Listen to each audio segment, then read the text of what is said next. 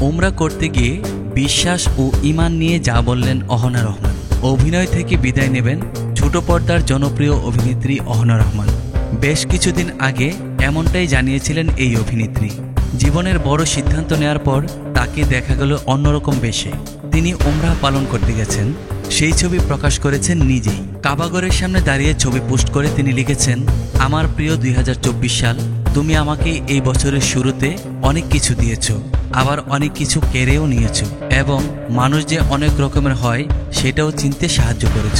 অহনার ভাষায়, কিন্তু শেষের চমকটা ছিল আমার জন্য অনেক বড় সারপ্রাইজ, যার অনুভূতি হয়তো কোনো কিছুর সাথে তুলনা করা যায় না। এখন বুঝলাম, জানলাম, শিখলাম আল্লাহ কেন মানুষের পরীক্ষা নেয়। বিশ্বাস এবং ঈমান আরও মজবুত হয়ে গেল। তিনি জানালেন, আল্লাহ জীবন থেকে তুচ্ছ জিনিস নিয়ে উত্তম জিনিসটা উপহার স্বরূপ ফিরিয়ে দেন। আমার একটা স্বপ্ন ভেঙেছে, কিন্তু সবথেকে বড় স্বপ্ন আবার পূরণও করেছ, তাই তোমার ওপর কোনো রাগ নেই। সবশেষে তিনি লিখেছেন, আমি বিশ্বাস করি আল্লাহ যেভাবে বছর শুরু করিয়েছেন সুন্দর করে, ঠিক এমনভাবে সুন্দর করে শেষও করাবে। আমি তোমার শুরুটা যেভাবে শুরু করেছি, তুমিও আমার সাথে শেষ পর্যন্ত এমনি থাকো। সবাইকে নতুন বছরের শুভেচ্ছা।